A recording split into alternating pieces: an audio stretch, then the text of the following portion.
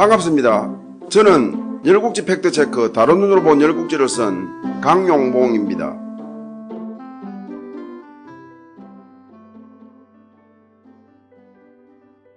이번 회차에서는 열국지 팩트체크 다른 눈으로 본 열국지 제4장 초장황 중 높이 날아오르는 새에 대하여 살펴보겠습니다. 저는 오늘 살펴볼 열패 열국지의 글을 쓰기 위하여 사기, 춘추, 좌전, 국어 등의 문헌을 인용했는데요. 그 상세 내역은 자막으로 나가는 바이니 참고하시기 바랍니다. 초장황년은 기원전 614년에 초모광에 이어 군위에 올랐으나 국정에는 관심이 없었고 더욱이 부왕인 초모광이 기원전 618에서 614년까지 구축해놓은 패자지위에 대한 관심조차 아예 없었습니다. 날마다 사냥 아니면 궁성 안에서 주연으로 소일하였습니다. 이러던 중에 기원전 613년에 초나라 성가와 반숭이 태부 공자습과 태사 투곡에게 도읍을 지키게 하고 서나라와 요나라를 치러 떠났는데 이 틈을 노려 공자습과 투곡은 반란을 일으켰습니다. 공자습은 영윤이 되고 싶었는데 태부에 머물자 초장황에게 불만이었고 투곡 또한 자기의 공에 비하여 초나라에서의 입지와 위상에 불만을 품고 있다가 반란을 일으킨 것입니다. 둘은 초모광체제에서는 반숭일파가 워낙 득세하여 꼼짝 못하다가 초장황이 즉위하자 이 기회에 보다 높은 벼슬을 기대했으나 여전히 허락되지 않자 결국 난을 일으킨 것입니다. 둘은 도읍인 영땅에 성을 쌓는 등 성가 등이 돌아올 때를 대비하는 한편 자객을 보내어 성가를 죽이려고 했으나 실패하였습니다. 이에 둘은 영땅에서 성가 등의 군사를 막기가 힘겹다고 판단, 기원전 613년 8월에 초장황을 앞장세우고 상밀로 달아나려고 했습니다. 그러나 여땅 대부 점리와 숙균에게 죽임을 당하였습니다. 지난날 투극은 진나라에 포로로 잡혀 있었는데 진나라는 기원전 627년에 효산전투에서 진나라에 패하자 초나라와 동맹을 맺어 진나라에 대적하려고 하였습니다. 이에 진나라는 투극을 초나라로 돌려보내면서 그에게 진초 동맹 성사를 위하여 초나라에서 힘쓰라고 당부하였습니다. 이후 투극은 초와 진의 우호 정진에는 성공했으나 자기 예상과는 달리 초나라에서 인정받지 못하자 반란을 일으킨 것입니다. 기원전 635년 가을 진나라와 초나라 사이의 소국 양나라를 쳤는데 이때 초나라 신공 투극과 식공 구로군은 신군과 식군을 거느리고 양나라 도읍인 상미를 지키고 있었습니다. 진군은 초군을 피하여 석당을 통과하면서 진군 영체의 인부들을 결박하여 마치 생포한 초군인 양 꾸민 후 이들을 앞장세워 상미를 포위하였습니다. 이어 진군은 어둠을 틈타 성 밑에 구덩이를 파고 소의 피를 부은 후 그 위에다 맹세문을 놓아두었는데 상밀 사람들은 투극과 구로구가 진군과 화평의 맹세를 맺었다고 판단하고 진군에게 항복했고 투극과 구로구도 생포되어 진나라로 끌려갔던 것입니다. 투극이 죽임을 당한 시기나 경위와 관련하여 동줄국지 제51회에서는 투월초가 초장황에게 반기를 들었을 때 투극은 반란을 반대하다가 투월초에게 죽임을 당했다고 묘사하고 있는데 좌전 노승공 4년조에는 투월초가 초장황에게 반기를 든 해를 기원전 605년이라고 기록하고 있어서 제51회의 묘사로 본다면 투극은 기원전 605년에 그것도 투월초의 반란을 반대하다가 투월초에게 죽임을 당한 것으로 묘사하고 있는 셈입니다. 그러나 좌전 노문공 14년조와 국어 초상에는 기원전 613년에 투극은 공자습과 함께 반란을 일으켰다가 도리어 죽임을 당했다고 기록하고 있습니다. 제51회의 투극에 대한 인물 이미지와는 너무나 상이한 기록이 아닌가 싶습니다. 한편 초장황은 즉위한 이래 조문 밖에 누구든지 나에게 간하는 자는 죽이리라 라는 패를 걸어두고 정사는 돌보지 않은 채 초나라 안에서 반란이 일어났음에도 불구하고 3년째 사냥과 주색으로 소일하고 있었습니다. 이때 대부 신무예가 초장황에게 초나라의 높은 곳에 안전지 3년이 넘어도 날지도 울지도 않는 큰 새가 있는데 이 새를 뭐라 하는지 아느냐? 라며 수수께끼를 냈습니다. 그러자 초장황은 3년을 날지 않았으니 한 번 날면 하늘을 뒤덮을 것이고 3년을 울지 않았으니 한 번 울면 땅을 진동할 것이다. 그때가 다가오고 있으니 때를 기다려라 라고 하였습니다. 초장왕에게 새 수수께끼를 낸 사람과 관련하여 동주일국지 제50회에서는 신무회라고 묘사하고 있으나 초세가에서는 오거, 여지춘추 심흥남에서는 성공가, 한비자 유로에서는 관직명으로 보이지만 우사마라고 기록하고 있습니다. 그 후에도 초장왕이 계속 주색에 빠져있자 대부 소종은 슬피 울며 초장왕에게 내가 간해도 임금의 진노로 죽을 것이고 간하지 않아도 초나라가 망할 때 어찌 이 한 몸 살기를 바라리요. 이러나 저러나 이 한 몸은 죽을 몸, 이 한 몸이 왕의 각성에 제물이 된다면 이안이 없겠다라고 하였습니다. 이에 초장왕이 간하면 반드시 죽인다는 나의 명령을 시험하려고 하느냐? 참으로 어리석다라고 하자 소종은 한순간의 쾌락 때문에 만세의 이익을 포기하니 이보다 더 큰 어리석음이 어디 있으며 한순간의 즐거움에 가려 다가올 불행을 보지 못하니 이보다 더 큰 어리석음이 어디 있는가? 후세의 평가는 차치하더라도 나의 어리석음은 이 한 몸을 죽이는 데 불과하지만 왕의 어리석음은 초나라를 망하게 하고 초나라의 백성을 죽일 것이다. 칼을 달라 그 칼로 죽어 왕명의 지엄함을 세상에 보이겠다라고 하였습니다. 그러자 초장왕은 소종의 충심에 감복, 그 후로 주색을 끊었습니다. 번의를 부인으로 삼아 내궁을 다스리게 하고 영윤 두월조의 권력을 위가, 반왕, 굴탕 등에게 분유하며 조정을 직접 장악하였습니다. 기원전 611년 여름 초나라에 기근이 들었는데 이때 융인이 초나라의 서남쪽 변방을 치고 부산을 거쳐 대림에 주둔하였습니다. 그러다가 이번에는 초나라의 동남쪽 변방을 치고 양구를 거쳐 자제까지 침공하였습니다. 이뿐만 아니라 속국인 용나라도 오랑캐를 이끌고 초나라를 배반했고 균나라도 많은 복사람들을 이끌고 선땅에 모여 초나라를 치려고 하는 등 초나라 곳곳에서 속국과 오랑캐들이 들고 일어났습니다. 이에 초나라는 일단 신땅과 식당 북문을 봉쇄하여 북방 중원의 진입을 차단하는 한편 도읍을 판고로 천도하려고 하였습니다. 그만큼 초나라는 심각한 위기임을 느낀 거였죠.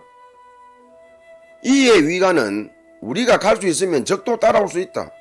천도할 각오로 용나라를 치면 능히 성산이 있다. 그리고 균나라와 보기는 우리가 기근 때문에 출병하지 못할 것이라고 믿고 설치는 것이니 우리가 출병만 하면 그들은 다들 물러날 것이다 라고 지는 이에 초군이 출병하자 15일 만에 보기는 물러갔습니다. 이어 여땅 대부 점리가 이끄는 초군이 용나라를 치기 위하여 여땅에서 구스로 행군할 때 장수와 군졸 구별 없이 같이 먹고 굳은일도 함께하여 초군은 사기 충천하였습니다. 그러나 초군은 용나라를 치고 방성까지 쳐들어갔지만 용군의 반격으로 패하고 여땅 관리 자양창이 생포되었습니다. 3일 후 자양창이 용군 진영에서 도망해 와서는 용군의 수도 많은 데다가 오랑캐까지 합세해 있으니 다시 구스로 회군했다가 초군을 재정비하여 대군을 일으켜 쳐야 한다 라고 했으나 반왕은 전쟁은 군사의 수로 하는 것은 아니다. 용군을 교만하게 만들어 적이 교만해지고 아군이 분노한다면 반드시 승리할 것이다. 이것이 분모가 형섭을 정복한 방법이다 라고 하였습니다. 분모는 웅통 즉 초무왕의 형입니다. 반왕이 이끄는 초군이 기세 좋게 다시 용군을 만나 싸웠으나 싸울 때마다 패하여 무려 7번이나 패주하였습니다. 반왕의 작전에 따라 초군의 나약함을 강조하여 용군을 교만하게 만들려는 것이었죠. 이에 용군은 달아나기 바쁜 초군을 보며 초군은 군대도 아니라며 초군을 깔보고 방비를 소홀히 하였습니다. 그때 초장왕이 신속하게 전차를 타고 나타나 인품에서 초군을 직결시킨 후 초군을 양분하여 투울조는 석계 방면에서 자패는 인땅에서 용나라로 진격하게 하였습니다. 약졸로 알던 초군의 질풍 같은 공세를 보고 여러 오랑캐들이 겁을 먹고 초장왕에게 항복했고 초군은 용나라를 멸망시켰습니다. 이때 진나라와 파나라가 초나라를 도왔습니다. 초장왕은 이같이 초나라를 안정시켰습니다. 기원전 608년 가을 초장왕은 정나라 군사와 함께 초군을 이끌고 진나라에 이어 송나라를 쳤습니다. 진나라를 친 것은 기원전 614년에 진공공이 사망했을 때 초나라가 문상의 예를 갖추지 않았다고 하여 진공공에 이어 군위에 오른 진영공이 초나라와의 관계는 끊고 진나라를 섬기는 것에 대한 보복이었고, 송나라를 친 것은 송소공을 시해한 송문공이 진나라를 섬기는 것에 대한 응징이었습니다. 초군의 침입을 받은 두 나라가 진나라에 구원을 요청하자 조도는 진군을 이끌고 가서 두 나라를 구하였습니다. 그러고는 비림에서 송문공, 진영공, 위성공, 조문공을 만나 초나라를 섬기는 정나라를 쳤습니다. 이때 초장왕은 위가를 정나라에 보내어 정나라를 구하는 한편 북림에서 진군과 싸워 진나라 장수 회양을 생포하기도 하였습니다. 초군 아니 초장왕의 명성은 더 높아졌죠. 기원전 607년 2월에 초장왕은 정나라의 공자 규생에게 송나라를 치게 하며 위가에게 정군을 돕게 하였습니다. 송군은 대극에서 정군과 접전했는데 악녀가 전사하고 하원이 생포되는 등 대피하였습니다. 이에 송나라와 정나라는 문마사빅필에다 병거 백성과 하원을 맞바꾸기로 합의하였습니다. 이에 따라 송나라에서 병거와 말이 정나라로 향했는데 그 도중에 하원이 정나라를 탈출하여 송나라로 돌아갔습니다. 하원이 대극 전투에 앞서 사기 진작을 위하여 송군에게 양고기를 먹게 하면서 자기 마부 양짐에게는 양고기국도 먹지 못하게 하였습니다. 이에 양짐이 화가 나서 하원을 병거에 태우고 자기 마음대로 정군에게 내달아 송군도 패하고 하원이 생포되게 했던 것입니다. 이후 양짐은 노나라로 달아났습니다. 하원이 송나라로 귀환한 경위와 관련하여 동절국지 제50회에서는 하원은 대극전투에서 정군에게 생포되었다가 초장왕에 의하여 풀려난 것으로 묘사하고 있습니다. 그러나 송미자세가와 좌전 노선공 2년조에서는 정나라는 하원을 풀어주는 조건으로 송나라로부터 물품을 받기로 했는데 그 물품이 정나라로 반쯤 들어갔을 때 하원이 탈출하여 송나라로 돌아갔다고 기록하고 있습니다. 그런데 정세가에는 정목공조에서는 송나라로부터 뇌물을 받기 전에 하원이 탈출한 것으로, 정양공조에서는 정나라가 송나라의 뇌물을 받고 하원을 풀어준 것으로 상이하게 기록하고 있습니다.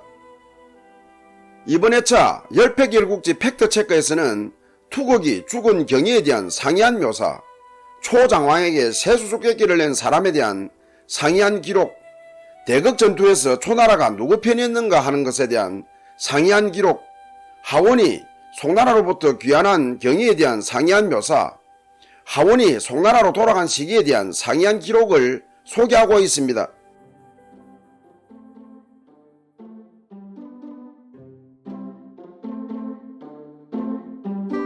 전한말렵의 애제는 실권은 외척에게 빼앗기고 허수아비 취급을 받았는데 정숭을 발탁하며 친정체제를 구축하고 나름대로 정치를 개혁하려고 하였습니다.